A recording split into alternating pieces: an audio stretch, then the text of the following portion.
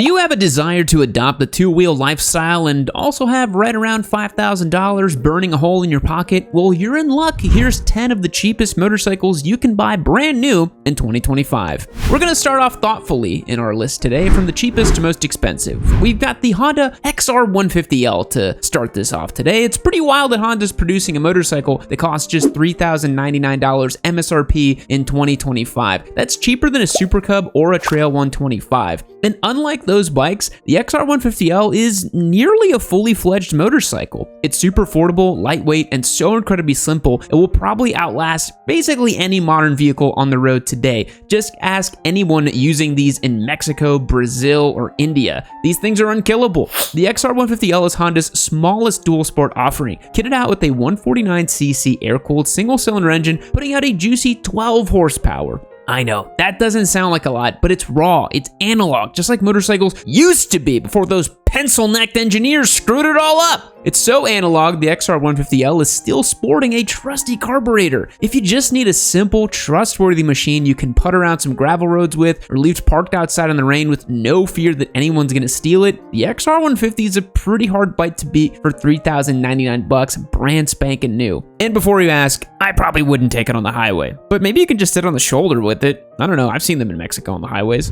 I debated whether to put the Grom or Z125 on here, as they aren't total ideal standalone motorcycles. Like, you wouldn't want to exclusively own a mini bike that's your sole motorcycle, but they're a crap load of fun, and I'm having a lot of fun with my own Grom, so I thought I'd include it along with the Z125. But I did just lump them together, as I don't think that they warrant their own section of the list independently. They're functionally identical, they're a little bit different, but basically the same. The Grom is Honda's venerable mini bike that's loved by the world over. Unlike Honda's other mini bikes like the Super Cub, Dax, Trail, or Navi, the Grom uses a clutch and a manual gearbox, which means it's perfect to learn, perfect to do wheelies, and perfect to just keep around as a fun bike. The Grom is powered by a 124cc air-cooled single-cylinder engine that makes right around 10 horsepower. And best of all, there's no carburetor. These are EFI, and they're so easy to run and ride. They're small, light, super customizable, and just a ton of fun. The low stakes allows you to get your guard down and relax and just enjoy yourself. Riding a Grom is really infectious. You get a Grom, your buddy rides it, then he gets a Grom, and next thing you know, you got a full Grom squad on your hands. As for the Z125, again, it's essentially the same as a Grom.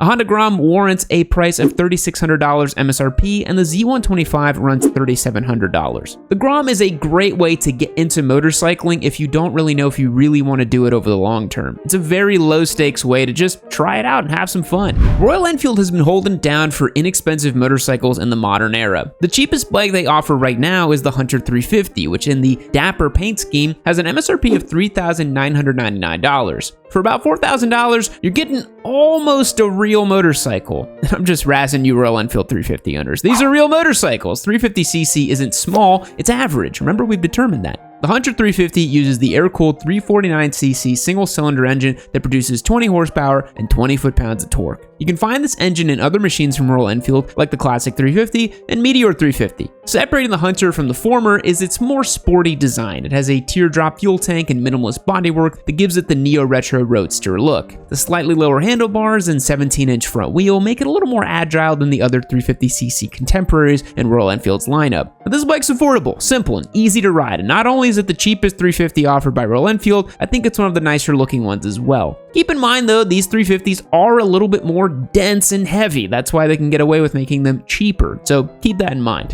While CF Moto's 450NK is just arguably a better value and package overall, for those with a very tight budget, the 300NK is still in production for 2025 as well. This bike uses a 292cc liquid-cooled single cylinder that's good for 29 ponies and 19 foot-pounds of torque. For being so inexpensive, it's pretty well equipped with a 6-speed transmission, a slipper clutch, upside-down forks, and ABS. It offers the practicality of a naked bike with comfortable ergos and an approachable 31-inch seat height. CF Moto did a pretty good job of giving their bikes a more premium fit and finish than you'd expect on a super affordable Chinese beginner bike, but the LED lighting and TFT dash just add further value to the smaller beginner bike. 300NK costs just $4,200. We do think that the 450NK would be your better buy here, but again, if you're very cost conscious, that's a pretty good deal. By the way, you can pick these up used for way less money, and they don't really have a lot of resale value, so I'd recommend if you're interested in this bike, get it used. Similarly, I don't know of a situation I'd encourage an American rider to get a Duke 200 or a Duke 250 over the proven Duke 390, but for the sake of today's video, which the goal is to outline the cheapest motorcycles available right now, the Duke 250 gets the shout out.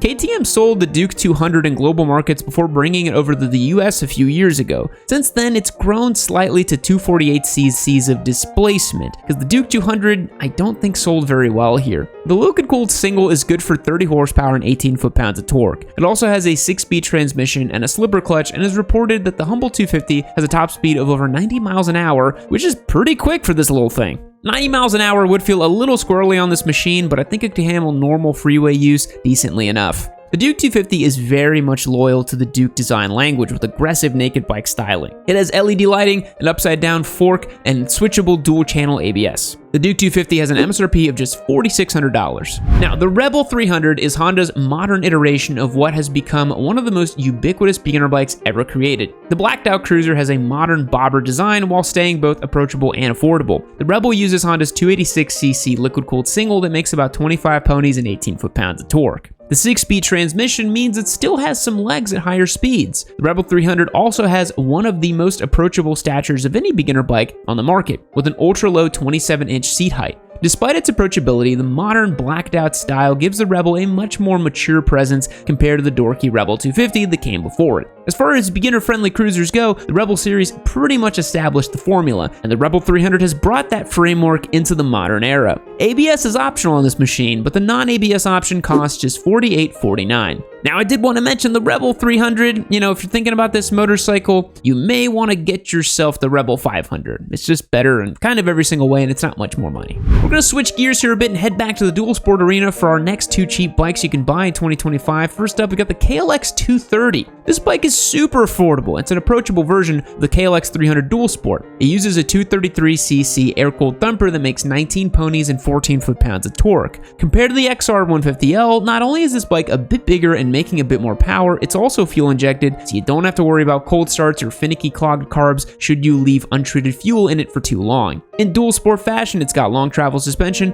a 21-inch front wheel, and knobby dual sport tires. It has a 6-speed gearbox and is reported to max out top speeds of around 75 miles an hour, but I can't imagine it's going to be too enjoyable at those speeds. It is sold in an ABS and non-ABS model, coming in at $4,999. Also hitting that sub $5,000 price point is my favorite on the list, the lovable Yamaha TW200. If you've been around the block a few times, I'm sure you're familiar with the T-Dub. It's Yamaha's classic dual sport farm bike, sporting those seriously chunky tractor tires. It's got a 196cc air-cooled engine, makes a claimed 16 ponies and 11 foot-pounds of torque. Fueling is handled by a Mikuni carburetor and has just 5-speed gearbox. It's about as bare bones as a motorcycle can be in the year of our Rossi 2025, but it's a proven, lovable platform no matter how silly it may be. You can ride it like a scooter, bop around town, you can trundle over some gravel roads, or use it as you would a mule on your farm. It is baffling that a T-Dub costs nearly $5,000 today, but I mean, classics are classics for a reason, has an MSRP of $4,999, and honestly, the fact that it's still made and produced today as it was in the 80s is just incredible. What a time capsule, really cool bike.